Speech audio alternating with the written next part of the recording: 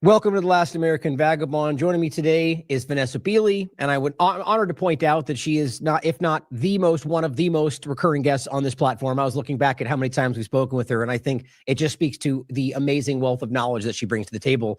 And today, discussing Syria in particular, with I hope many of you have seen the interesting series of events and the mixed information flying around online about what's going on there. And so I wanted to invite her on to discuss about what's going on in Syria, how this relates to the larger conversation, somebody who's actually broadcasting at the moment from Syria, and in my opinion is, if not one of the best voices to discuss, to speak to, I should say, around this topic. And if you have not looked into her information, her work going back decades, I highly recommend you do. So Vanessa, how are you today? Thank you for joining me. Decades, Ryan. I think you've just aged me about. Well, you've done so much. You've done so much amazing work on this and many other topics for such a long time. I just think that's important to point out. Yeah. And again, I was really, the reason I noted that is I was looking back before we got started today. I was like, wow, I think you one of the more than anybody else, other than maybe a couple, if not I didn't get to go through everything, but we've had you on more than just about anybody. And it's interesting because so much does swirl around not just the Syria topic, but a lot of what we've discussed over the years, even current, domestic policy, it seems in a lot of ways. So let's get into that in general around Syria itself and what's going on there. So let's start with, what's the general story, because here's what people are seeing that, just don't look at anything other than the corporate media, right? Syrian rebels enter Aleppo for the first time, and the story becoming this kind of invasion conversation, a coup, occupation. So let's start with that in general and let people know what's really going on, because even myself, I'm trying to get caught up with how much is going on in the world. Yeah, I mean, what has been going on for the last, 3 or 4 days, they've kind of all become the same. None of us have really had much sleep here. Has been really a very well organized psychological warfare operation with some elements of truth, but what has effectively happened is there's been massive amplification of certain elements of the story. And I do have to say, why was it successful? Because even people in Syria were panicking. When the images that were being generated allegedly inside Aleppo were actually reaching people in Homs, in Hamas, or in all areas of Syria, including Damascus, everyone was freaking out. Aleppo has fallen again, because of course this is to a degree also playing on the repetition of history, what happened in 2012 when the Turkish proxy armed groups entered eastern Aleppo, invaded and took over, and then for the next 4 years incarcerated the Syrian civilians in districts surrounding Aleppo, not in central Aleppo, or what was called then Western Aleppo.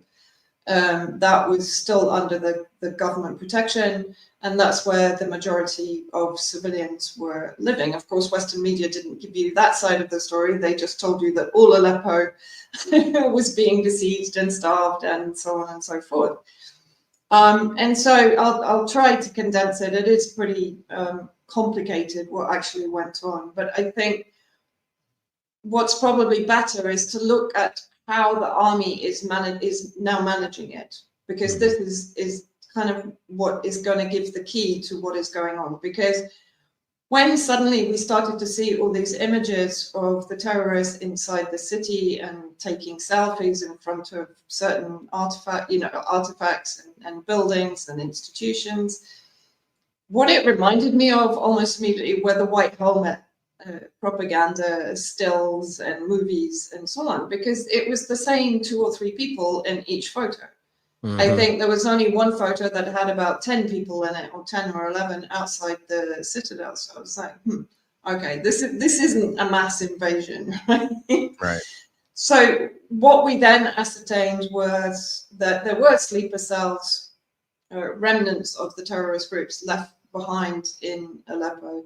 They were basically triggered to emerge and to start taking photographs in front of all of these buildings and famous places inside Aleppo. Then we found out that there had been either a security breach or, which again is very possible, this has happened on a number of occasions during the war in Syria. There are kind of rookie soldiers who collapsed. Their line collapsed at a certain point when they saw some of the armed groups coming towards them, and there was a breach, right? People need to understand this is a war. We talk about the fog of war, but it's very true. I think no one will actually know exactly what happens until months or years afterwards. Will they be able to absolutely kind of, disentangle everything that went on? And at that point, the armed forces took the decision to evacuate everyone from Aleppo. Why? Because the primary targets would be the security forces, the police, the army, government officials, people who were loyal to the government, and so on and so forth, or Shia and Alawite communities inside Aleppo. So they were immediately evacuated. And of course, this had the effect of panicking everyone again, because suddenly there's no army, there's no security forces, and these images of armed groups kind of marauding around and tearing posters down and firing their machine guns. But I think this was part of a bigger strategy, because by doing this, they reduced the number of clashes between the security forces, the police, and so on. Right. And the small number of armed group members that entered Aleppo. So in a sense, they protected the civilians by doing this, although it seemed like the reverse. And as you say, minimized what would appear to be a larger psyop if they had let that clash look a lot larger. That makes sense. Yeah, exactly. And so when you saw, for example, terrorists entering hospitals or entering government buildings, they were kind of acting out, because the person that was welcoming them at the desk and making it look like, oh, brother, you've come back to liberate us, this was actually one of them. Right. It wasn't any of the actual government officials there.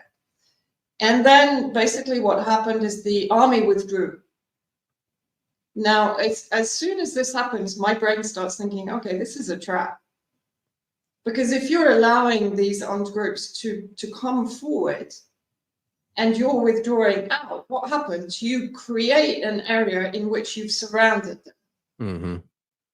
Right? And not only this, when you consider that they're coming from Idlib, Idlib is under the ceasefire agreement from 2020 between Ankara and Moscow. And so, therefore, it's kind of hands-off Idlib. It's hands off the terrorists in Idlib, despite the fact that Ukraine and Turkey are arming and equipping them and building up their numbers precisely for this attack. But by drawing the terrorists up, and we'll get on to where they are now and how they've advanced and how the army has again now encircled them and so on. Okay, before we get into the next start, there's a lot of things I want to flesh out for people. So what we're talking about is, so to be clear, which I think is clear what you already said, but so we're talking about an actual force that did go in. And we're already in there. That's important. Yeah, right. So there were kind of sleeper cell elements that were left behind. And I would state my own opinion that I think it's obvious. It's very clear why Syrians would fall for this, or that the government would be very, very cautious, because they have carried out gas attacks and false flags and all sorts of stuff in the past. So then they kind of pull back and allow them to allow that to minimize what the clash there may be, right? So now they've kind of let them, and that's where they're getting the photos from of them invading, looking like they're taking over these buildings. And so at that point, in your mind and what you've seen thus far, where is that coming from? And maybe this is more to get into after you describe the next part, but what's driving this action in your mind, or do you have evidence to back up who might be pulling their strings? Pulling their strings? The sleeper cell terrorists. Why did this start happening now? This also, for me, is very obvious, because the attack came literally hours after the ceasefire between Netanyahu and Lebanon. Right, literally hours. And of course, the land bridge dynamic and the supply lines. This is Syria and both Al-Tamp and the other, very important to this, right? There's two things at play here. First of all, there's Israel, And of course, Israel has historically funded and armed the terrorist groups. It's provided medical treatment. It's provided artillery cover for them, particularly in the south. It's weaponized them, and it's also provided air support effectively. Because, for example, when the Syrian Arab Army about 10 days ago was fighting ISIS in the central desert area, when they returned to the headquarters to rest, basically, after the battles, Israel, from the American military base on the border with Jordan, Al Tanif, fired missiles into Palmyra, where the headquarters were, and killed, I think it was around 90 of kind of Syrian and allied forces that had been the day before fighting ISIS. And we've seen multiple times that Israel is basically providing air support and coordination for previous terrorist offensives, particularly from the northwest. But also from Turkey's perspective, because Turkey has, if you like, I mean, it's basically occupied much of the northern territory of Syria. It is working with and collaborating with Mohammed al-Julani, who's the head of now called Hayat Tahrir al-Sham, but it's effectively Ultra Front or Al-Qaeda. Right. And for Turkey, of course, Turkey's ambitions were always, that's why it was their brigades, Turkish-backed brigades, that invaded Aleppo in 2012. The neo-Ottoman ambitions of Erdogan have been to take control of Aleppo and the entire northern strip of Syria, under the pretext to provide a buffer zone against what they call the Kurdish terrorists, that are also weaponized by the US in the US and Israel in the northeast of Syria to occupy oil resources, ethnically cleanse the area of Syrians, and steal agricultural resources also. So really quick on that point, and I do want to come back to the next stage in this, but that's fascinating to me. So how do you see this whole trifecta, what do you want to call it, this triangle of, so you have Turkey, who's a NATO ally, right, who is a threat in the Kurd dynamic, and the US backs this element, but then you currently have Kurds in conversations with Israel about deals with that side of it against Israel in certain ways. So how do you see that playing out? Are they, go ahead, I'll let you fill in the Well, blank. I mean, this kind of gets even more complicated and, let's say, more interesting. Because actually, so if we imagine the army has withdrawn to a kind of peripheral circle around not even the outskirts of Aleppo, but beyond the outskirts of Aleppo. So that left the outskirts of Aleppo and certain strategic areas in Aleppo, like all of the northeast, the north, up to Tal Rifat, which is, people probably won't know where that is, but it's I think about 12 kilometers from the Turkish border. And it's always been a target for Erdogan to take control of, so that he can break the connection for the Kurds from the east to the west. Because where it's positioned, it's the main road from the northeast to the northwest, and the Kurds want control of it because then they can actually unify their strip from the northeast to the northwest. And of course, everyone's trying to get their cut of Syria, it seems. Yeah, I know. But what actually happened, so after the Syrian army withdrew, it became apparent that there must have been discussions between Damascus and the Kurds. And the Kurds took control of the areas where the Syrian army withdrew, but they took control under the command of the Syrian army.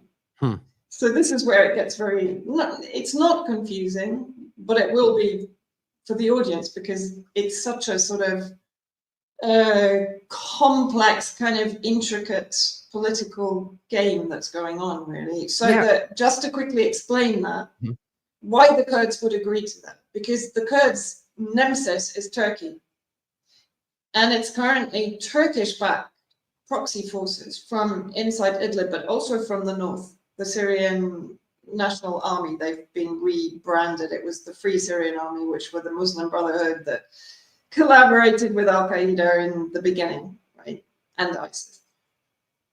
So the Kurds, the one faction that they will always fight, not ISIS, not Al-Qaeda, but is Turkey. because they know that Turkey wants to effectively annihilate them in Syria and also preferably in Turkey. Right? So that is why I think there was a deal done with Damascus that the Kurds would come in and would try and hold the. They're not actually doing a very good job, to be honest. They're collapsing in the north and in the northeast. So there was, in my opinion, there was a lot of negotiation went on before this attack took place. And we knew it was going to happen. I remember talking to the National Defense Forces in northern Hama, which is kind of on the border with Idlib, southern Idlib. And they told me around a month ago, yes, this is going to happen. We know, we have intelligence. And I think Jolani even said he was going to attack, and then he cancelled. Now, why did he cancel? And let's look at the timing of the ceasefire, right? It's basically, so it's effectively 60 days initially, and then on the basis that it might become a permanent ceasefire, which we all know it is, it's not going to happen. They're already violating it 55 ways. Yeah. But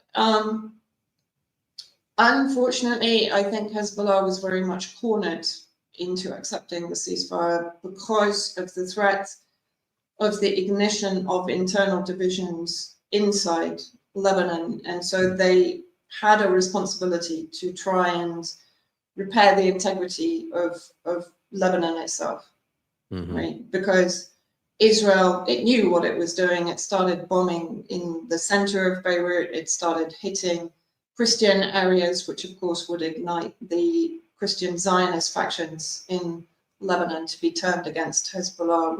We saw this happening. And the US control, of course, over Lebanon. So the US and Israel were engineering this ceasefire. And I said right from the beginning, this is because they want to pivot to Syria. So what they want to do is to achieve at least a temporary pause. And in that temporary pause, they want to destroy all of the supply lines to Hezbollah. So Hezbollah doesn't have the opportunity to rearm and resupply. And of course, Syria is the land bridge from Iran and Iraq, but it's also one of the main manufacturers. A lot of people don't know this. It's one of the main weapons manufacturers for the resistance factions, both Palestine and Lebanon. So they want to destroy also the manufacturing centers, the scientific research centers, the development centers, like they've been targeting even in the last few months, Mesyaf, which is kind of close to Homs and Hama. I kind of wish we had a map, because then people could kind of get an idea of what this all means. But basically, these areas are relatively close to the border with Lebanon. And in a sense, if you look at where the terrorists have gone, so from Aleppo, they've come down towards northern Hama. And there, basically, I think the army has sent in massive reinforcements, and they're basically encouraging them into a basin, which has very little cover. It's flat. The Al Gab plain is very, very flat. It's an agricultural area. So this might help. Yes. I'll try to move this over. There we go. Yeah. Oh, brilliant. Yeah. So just if you want to just kind of, I'll direct me. I can point it out. It might be a little difficult for me, but go ahead. Yeah, so if you go to Homs, which is kind of in the middle, if you go to Lebanon and then northeast. I'm losing this. There we go. Losing the border. There we go. Okay, Homs right here. Okay, so you've got Homs, and then go up, you've got Hama. Okay, so that's basically pretty much north of Hama city, kind of in an arc, or where the terrorists are now being contained. Okay. So they've come from Aleppo, if you can go north of Hama. Yeah. Am I missing it? What is it called? It's just not showing up. Yeah, I imagine these maps aren't very good for from Western satellite systems. No, Aleppo should be there. I would agree. I'm not seeing it though. Here, let's do this. Oh, hang on, maybe. There we go. Because I just think it helps people to understand when they can actually kind of see. There's okay, so Yeah. Yeah, that's weird. That wasn't being shown before, right? I Oh, wasn't there you seeing it, go. but it's right So there you now. can see how far and how fast they've traveled, right? So they're now to between Hama and the border of Idlib, southern Idlib. And you can see Al Skalbiya. If you just go up from Hama to the northwest, Al Sukalbiya there. So they're just north of there, pretty much. I mean, they're kind of spread out. But the army has sent massive reinforcements to all of that area. And for reference, here's Lebanon, just to the south, for people to see, you know, kind of the there's Israel, you know, this or Palestine. Yeah. So, and if you go from Homs, for example, and go down, you can see how close it is to the Lebanon border. So it goes south. Yeah. Homs. Right. So it's very close. And the research and development center and all of the supply lines are kind of in that area, in the Qusair, Homs area. So it's an important area for Israel to have control of. That's the point. And so, and this would be all Tom right here generally, right? This kind of, this land. Yeah, on the border with Jordan. Yeah, right. No, and then, down more.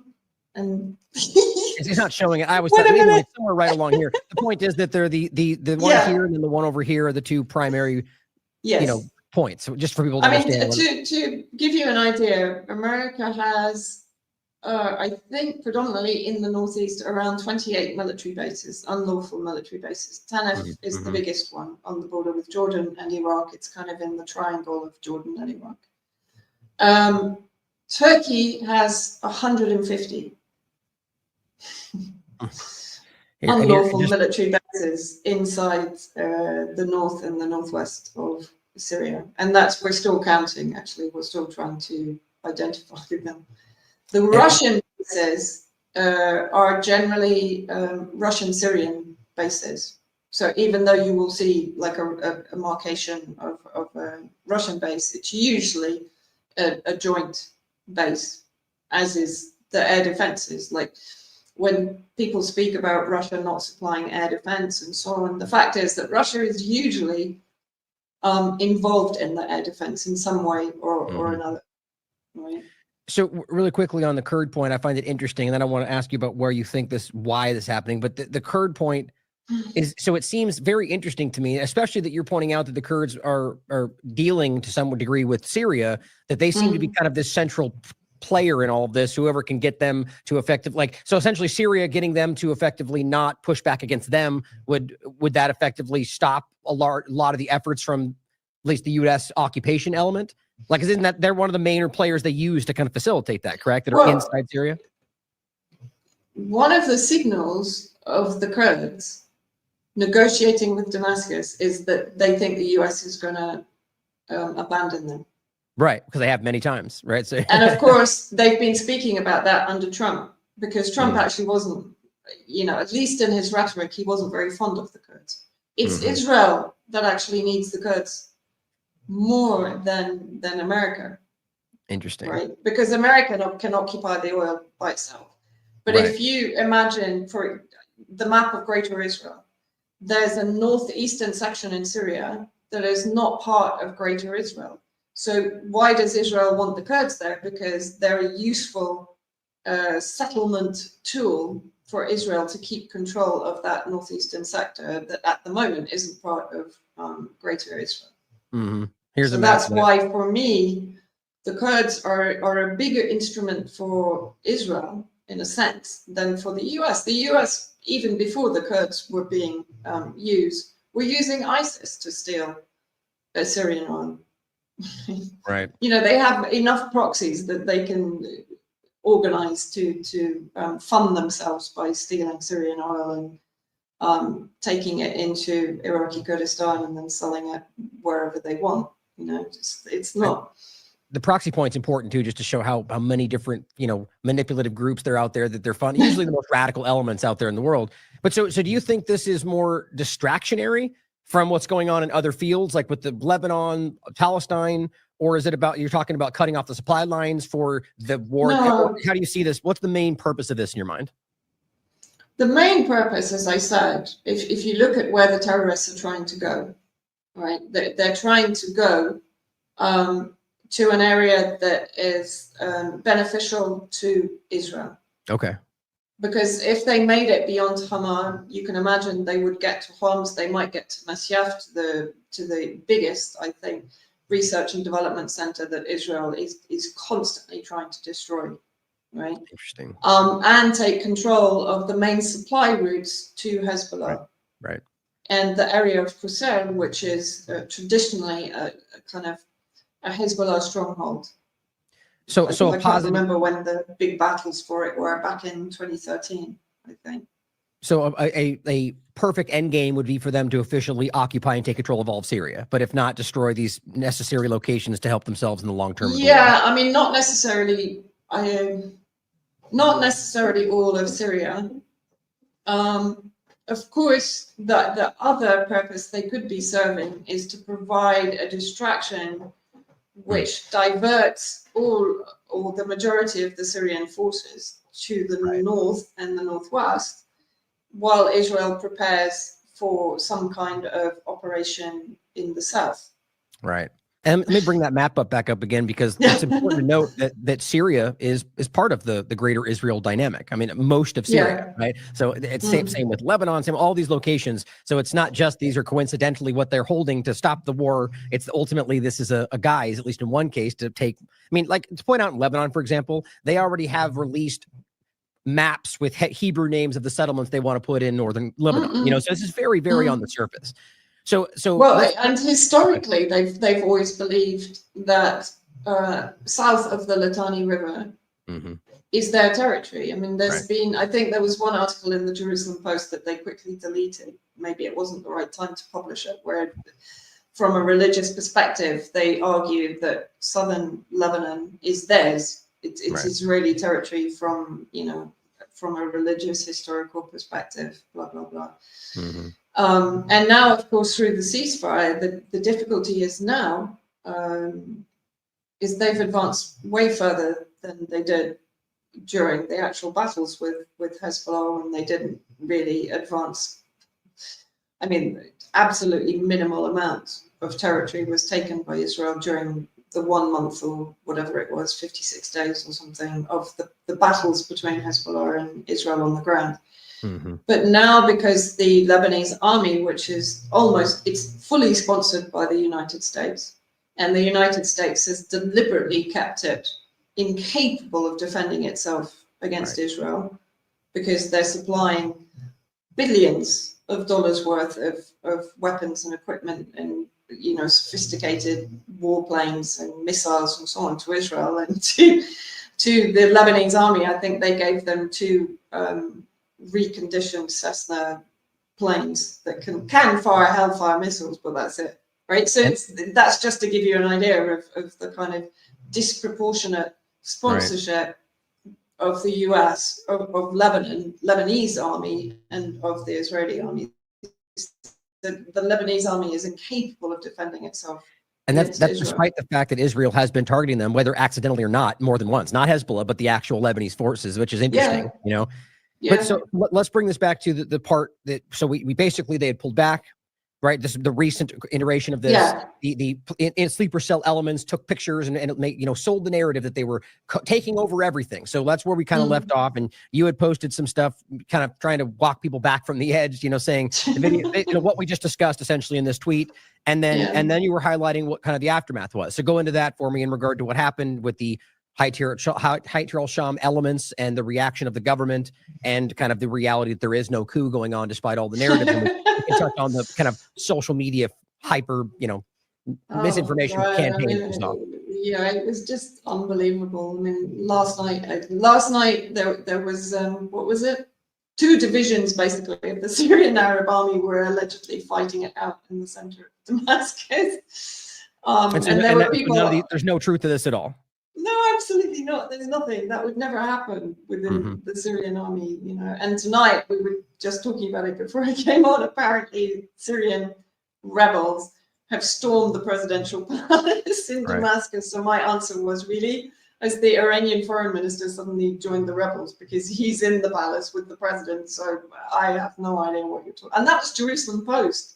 Right. That's a fairly kind of well-established media outlet. You know, it's not some social media idiot that's just putting this stuff out Which there. is part of it too. But so are Well, we yeah. talking about videos, or are these just like written narratives that are being shared? You know, so are they like manufacturing fake videos? Well, tonight that was a written narrative, but for example, they managed to take the video of all the Syrian army tanks and armored cars arriving in Hama, and they flipped it to make it look like they were heading south, and then dubbed in someone going, "Oh, wow," not even in a Syrian accent, I don't think, or you know, Syrian Arab accent, saying it was the terrorists heading for Homs. Sounds very much like Zionist level propaganda that we've seen over the last year. Flimsy. I mean, you know, it's no different to COVID, is it? Right. You know, suddenly everyone's terrified of a virus.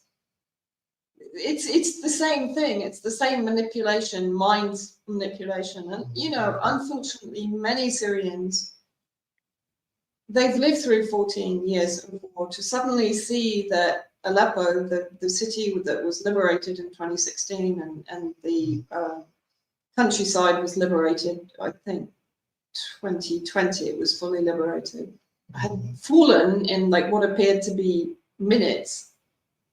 I mean, it was, I can honestly say people were calling me crying. It was horrible.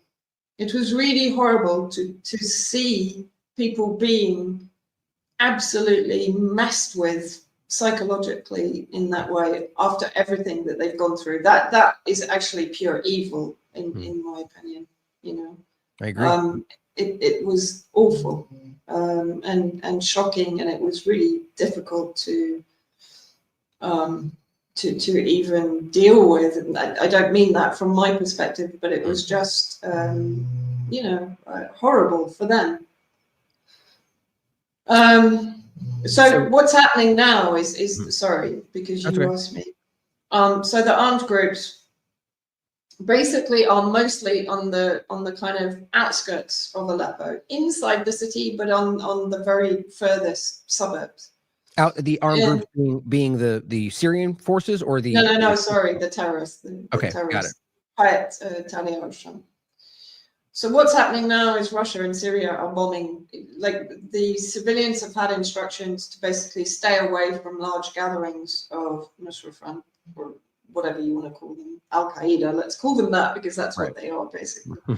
And mostly foreign mercenaries, you know, Uzbeks, Uyghurs, Albanians, less than 50%, I think, is Syrian, to be quite honest. And of course, Ukraine also has. You're framing them as resistance forces from within Syria fighting for freedom, right? That's kind of the usual frame. Yeah. So just make clear, that's why she's pointing that out, that these are foreign entities, in the framing from like the U.S. Western narrative is usually that they're Syrians fighting for freedom for their government or for their country, which is obviously not the case. So I just want to point that out. Go ahead. No, I mean, they're foreign mercenaries from multiple countries. Of course, the Uyghurs from China, Chechens, Uzbeks, Afghanis, all of them belonging to extremist fanatic sects. There are actually even Salafist Kurds in the northwest.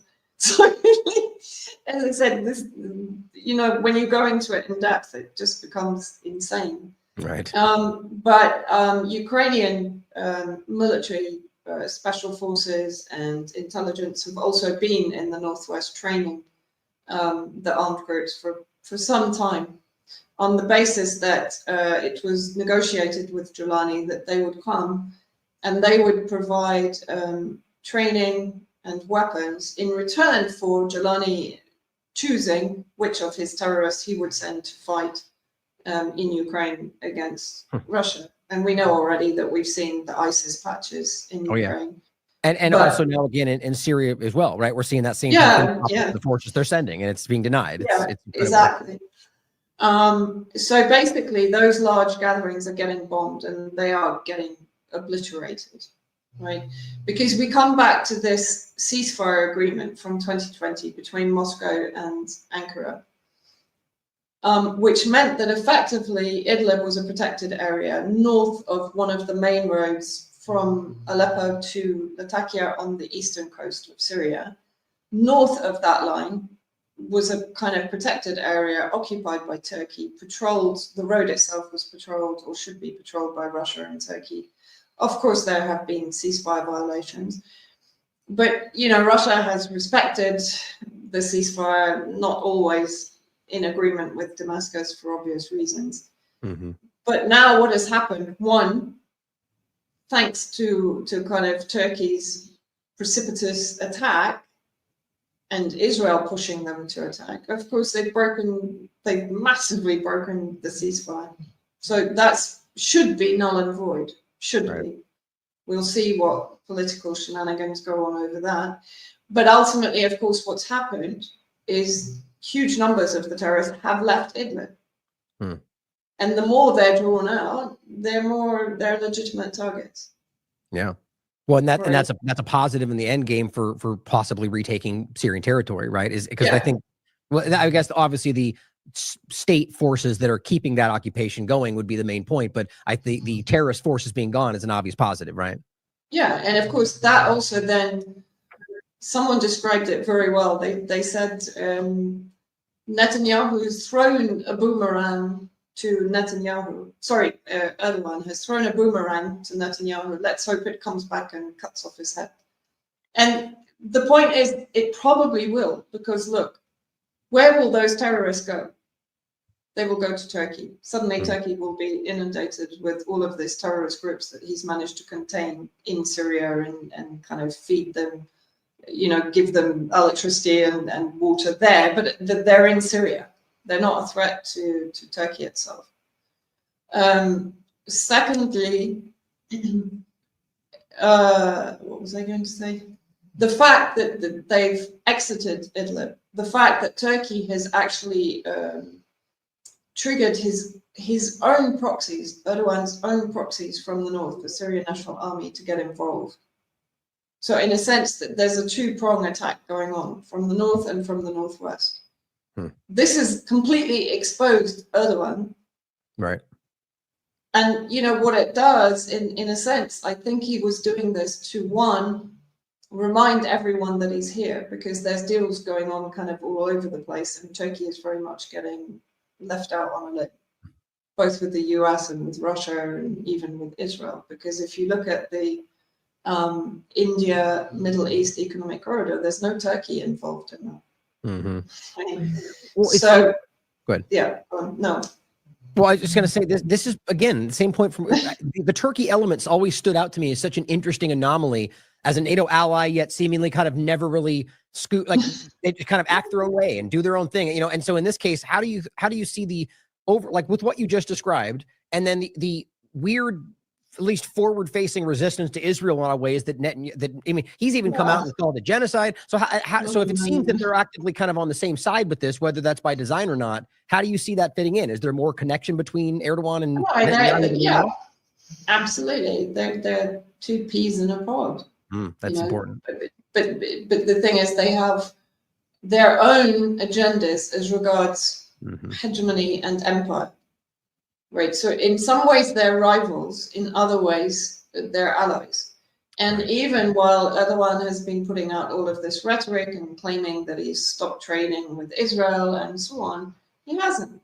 He's continued supplying oil from Baku in Azerbaijan. He's supplying materials for weapons manufacturer, steel, and so on.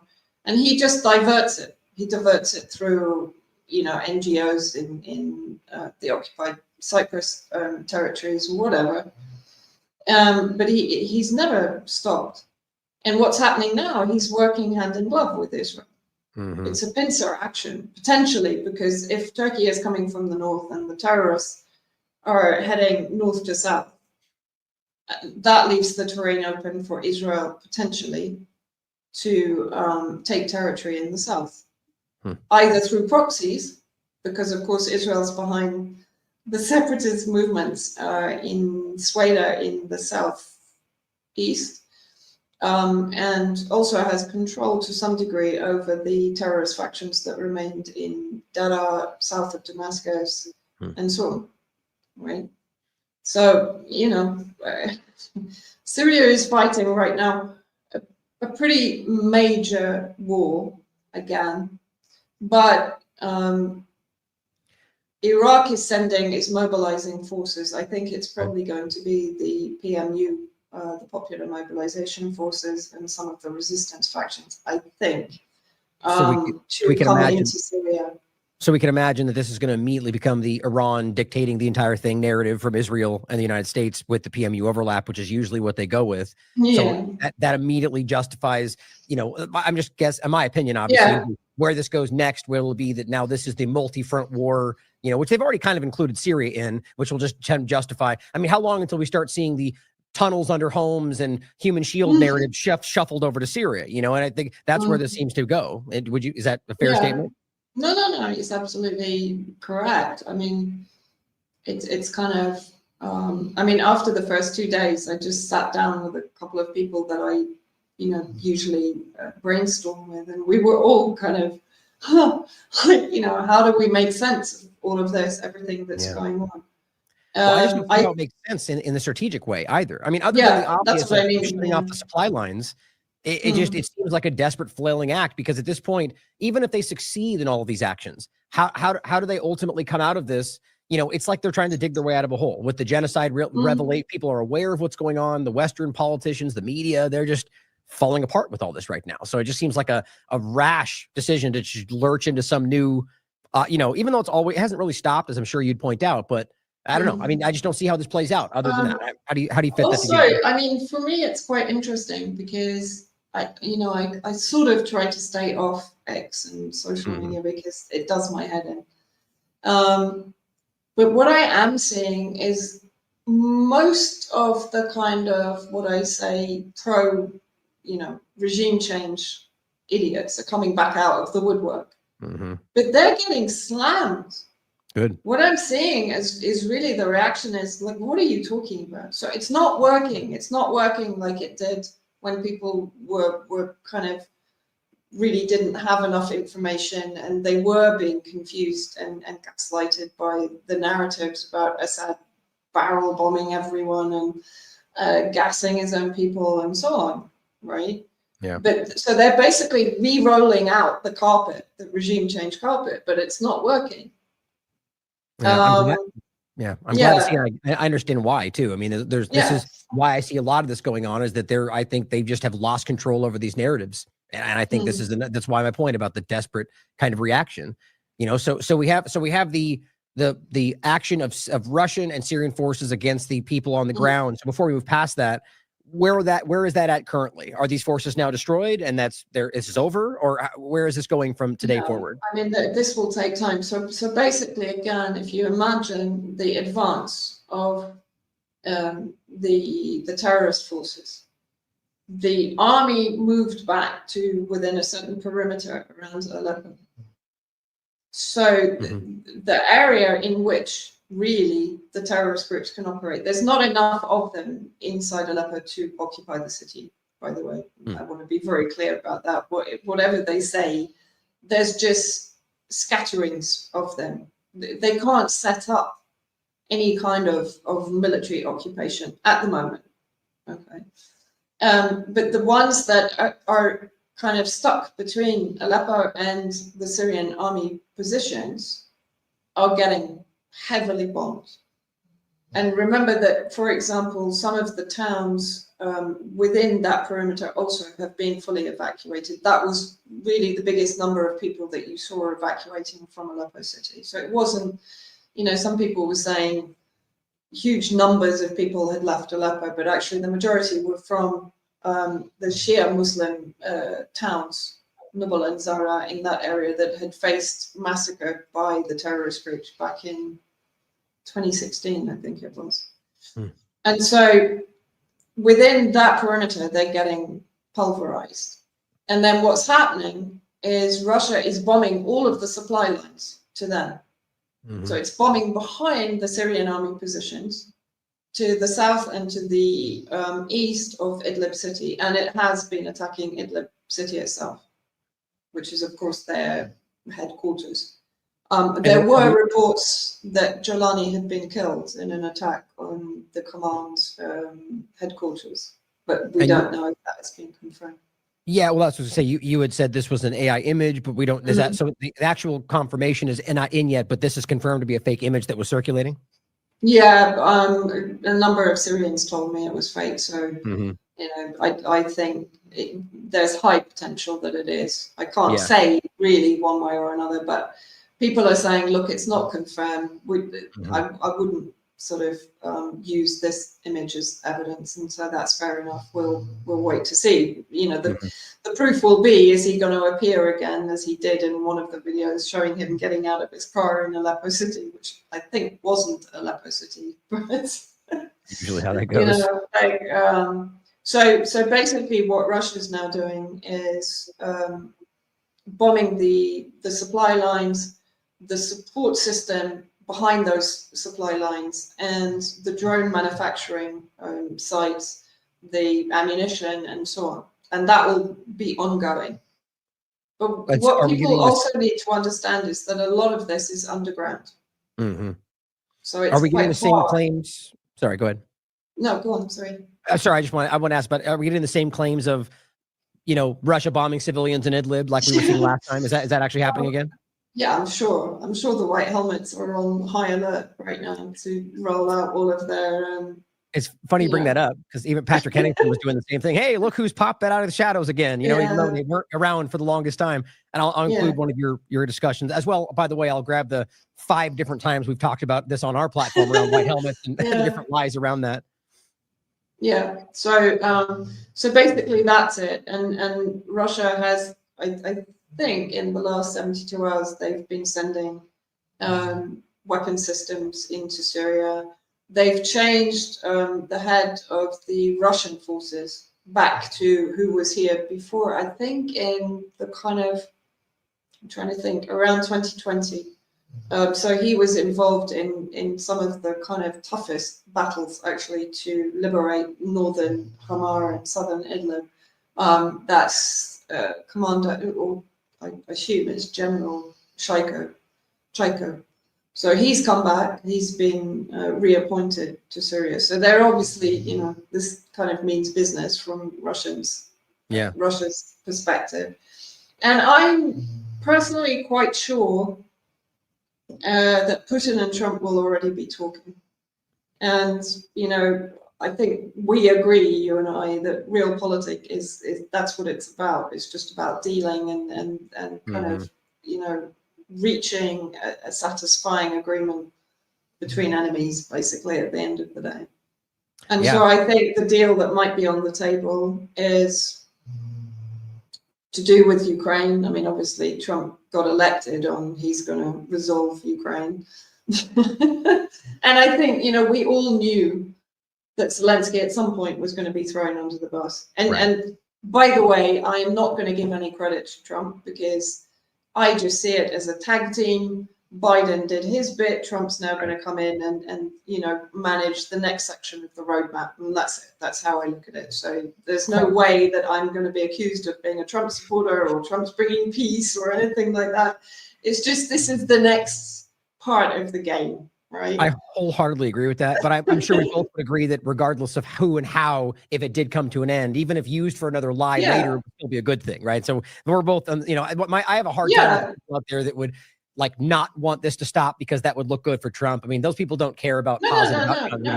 That's I know not we my agree point. on that. No, I know. Yeah. But then you mentioned Georgia, because I find it interesting that the whole Georgia thing now is kicking off just as maybe Ukraine will get settled down. Right. And maybe there will be some agreement on Trump withdrawing from the northeast of Syria, but not from Al Tanif. That would be my reading of that, because Israel isn't going to allow the US to step out completely. Right. But it's interesting for me that suddenly Georgia is kicking off again, because historically Georgia has been weaponized against Russia. So the fact that is that to put pressure on Russia to make a deal about Syria and Ukraine, maybe.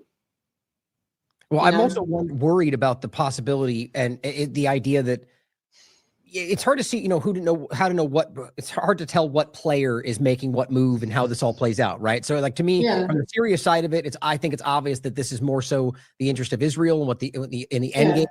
And hopefully, on a side note, that this may be inadvertently lead to the end of that occupation because of how belligerent these moves are. That might be a good thing, even though it's causing, killing.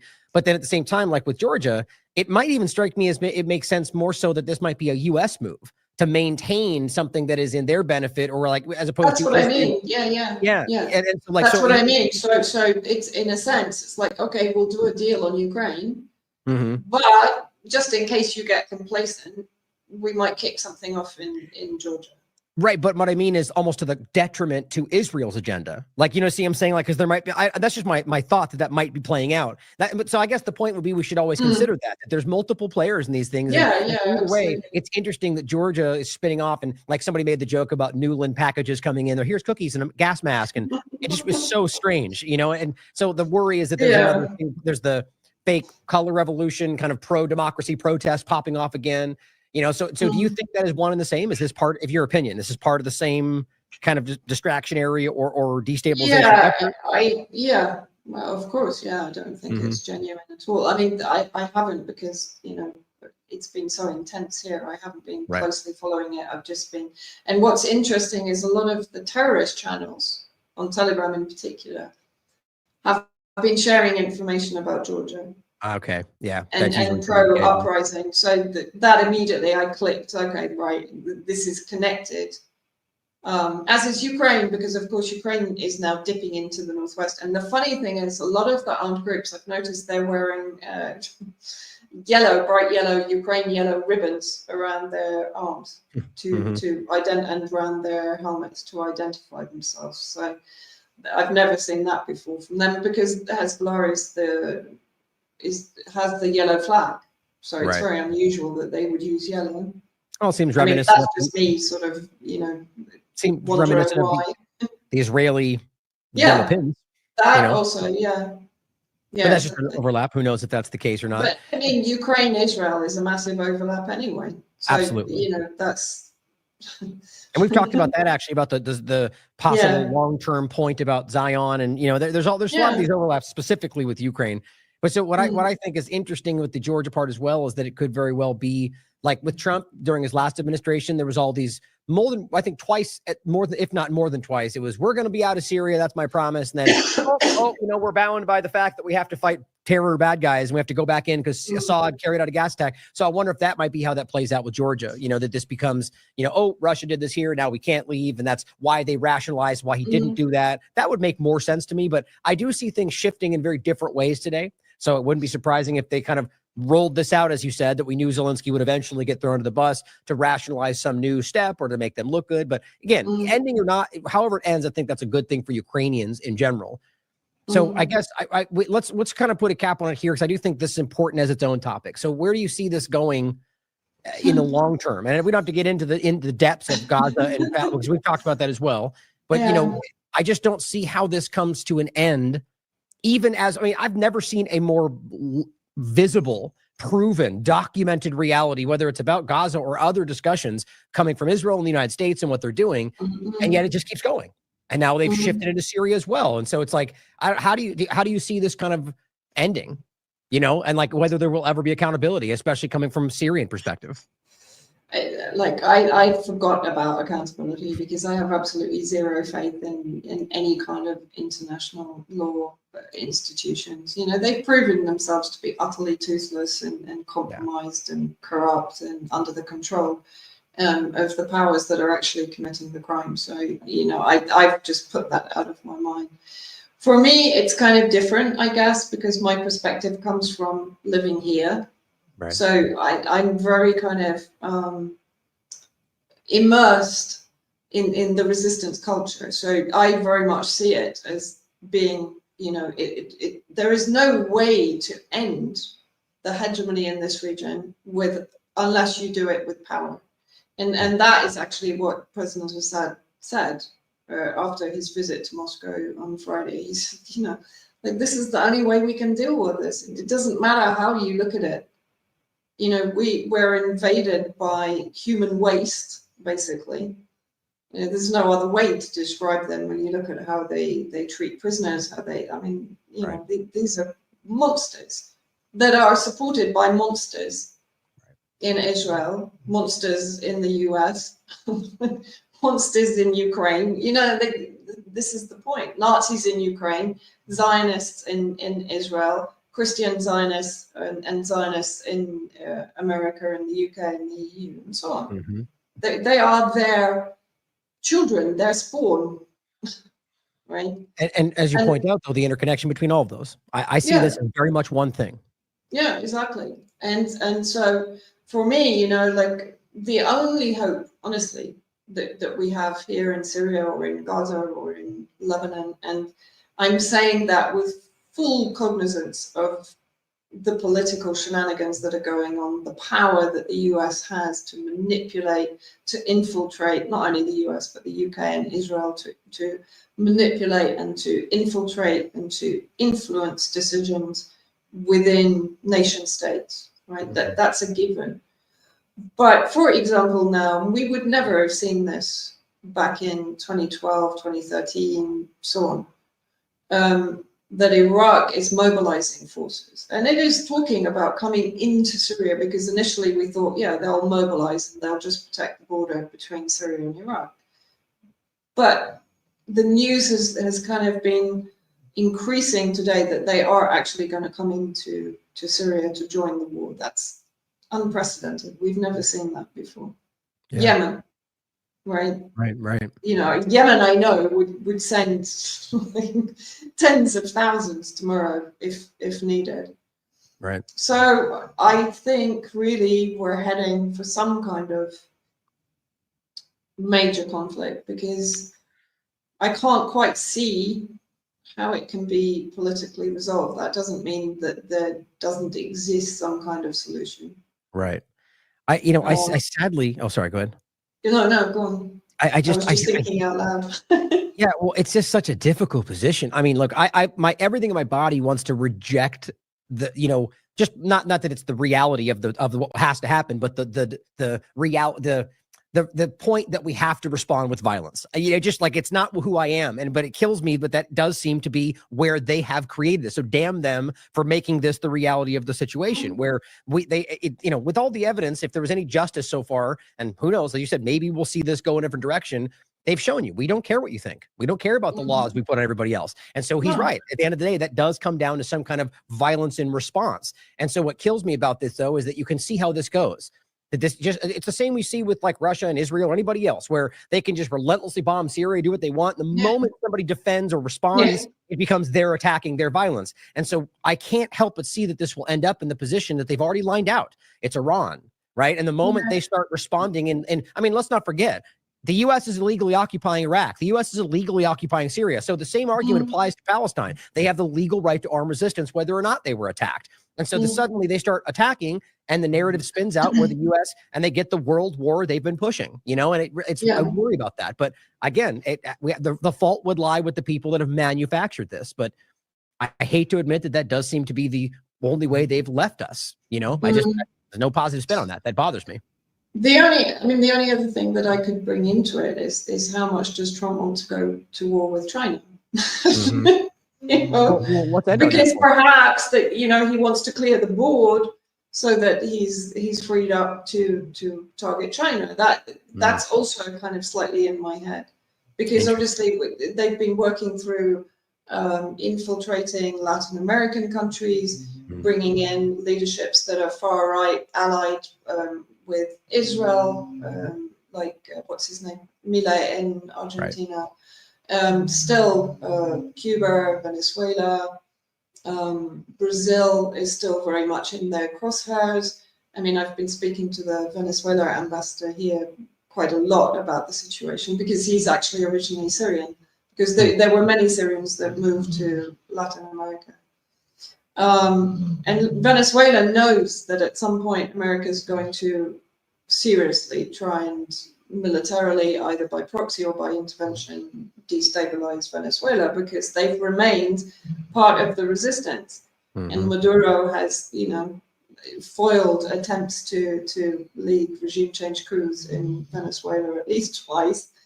And of course, the control of like the Panama Canal, all of this waterway is also part of the war against China, right? Because China is starting to develop economic and trade relations with much of, let's say, the non-aligned Latin American countries.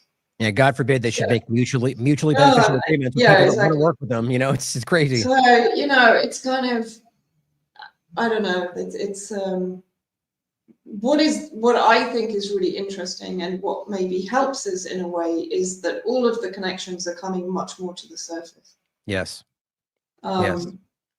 Which to a degree makes it easier to read. It doesn't make it easier to digest, but it makes it easier to read. Yeah, and it sure as hell doesn't make it easier to stop, it seems. But I would say that's a very positive note. That's a good point to end on. That the positive note in there is very clearly that we're seeing this, right? That people out there are just seeing through it right now. And I think that's one of the reasons I point out a lot, that a lot of this stuff is trying to be kind of tied up and finished off and to drive us into, you know, what I see as the technocratic panopticon dynamic. But whatever you see them driving us into, I think it's about trying to get to a point to where it really doesn't matter anymore, that we see what's going on, you know. But I do think that's a very positive thing. I've never seen more people asking these questions and calling these things out. So I think that we need to try to capitalize on that and do our best as individuals to try to drive this into a positive, nonviolent outcome, whatever that might look like. You know, whether that's ICC, ICJ dynamics, but I'm not at the moment having a lot of hope about that. But I do see small moves, you know, so I'd like to believe that we can make that difference. I think your work and what you're highlighting for people is, as much as we're talking about things that are bad, objectively bad things, that it's giving people information to allow them to digest this and understand it. There's a level of comfort in that, like to know what is going on, even though it's still happening. So thank you for continuing to do this amazing work and fill us in on what's going on. And we have to connect again, you know, probably in the near future, as I don't think this is going to go away. So anything else you want to leave us with on the way out? No, I think you made a really good point, though. I think information enables us to find solid ground in the middle of the storm. Yes, well said. And social media is the storm. So I think finding that solid ground is incredibly important for people, you know, because that is what prevents that destabilization, that unsettling feeling, that feeling of panic, that feeling of kind of being out of control of everything. When you have that information, you're back in control. Yeah. Because even if it's bad information, you know where it's heading. You know how you should prepare. Yeah. And I think the point you made is like really important. So I agree. Well, thank you for taking the time, Vanessa. It's always a pleasure to talk to you. And I'll reach out as this goes forward, and I'm sure we'll connect again. I'm sure it's more to talk about. Okay. Thank you, Ryan, and thank you to your audience for always putting up with me. They love you just as much as I do. So we'll leave it there. And as always, everybody out there, question everything. Come to your own conclusions. Stay vigilant.